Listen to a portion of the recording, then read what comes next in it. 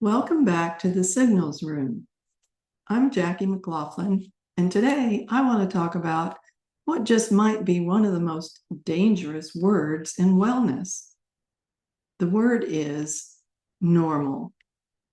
Not because normal is bad, but because of what happens when we stop questioning it. Most of us have heard some version of the following: your labs are normal, or it's normal for your age. It's normal after menopause.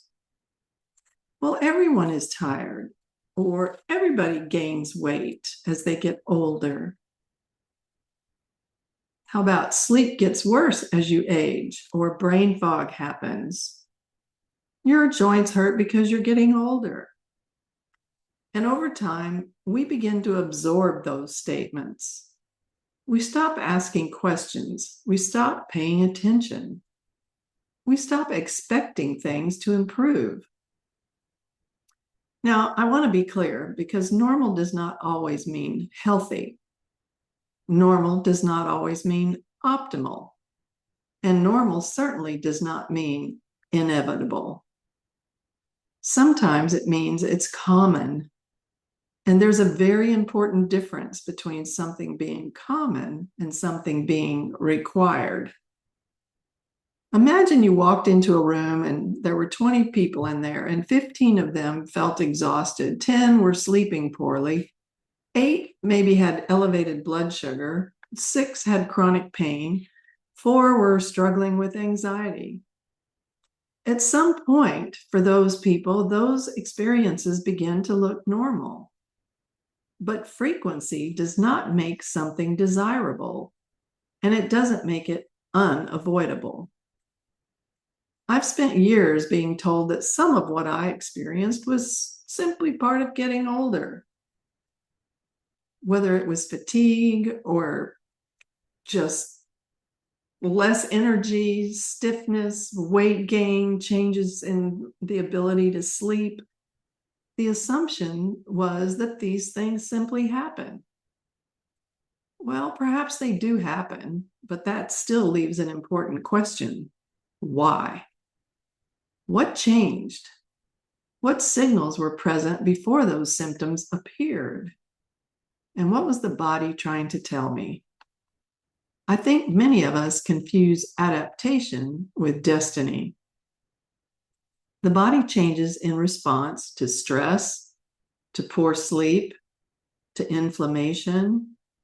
It changes in response to hormone shifts. And it also changes in response to nutrition, movement, environment, and just life itself. But change is not always a permanent sentence. Sometimes it is information. One of the most helpful questions I've learned to ask is this normal because it is inevitable, or is it normal because it has become common? Those are not the same thing. Because if something is inevitable, then there may be very little that we can do.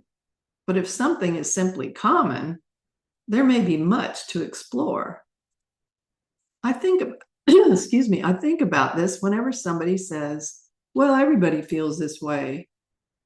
Well, perhaps they do, but perhaps that tells us something about modern life. Perhaps it tells us about stress, about sleep, food, movement.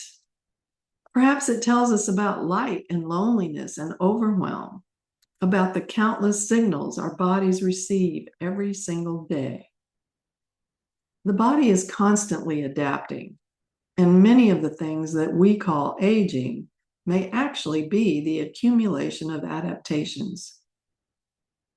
The body conserving energy, protecting itself, responding to circumstances. The body solving problems the best way that it knows how. Now, that doesn't mean every symptom can be eliminated, and it certainly doesn't mean that aging isn't real. It simply means we should remain curious. I think curiosity may be one of the most important tools we have.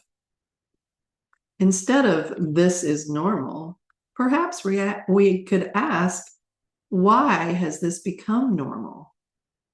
Instead of just saying this is aging, perhaps we could ask, well, what changed?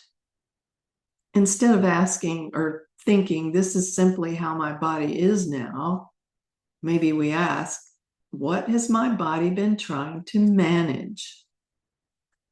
The signals often arrive long before the symptoms.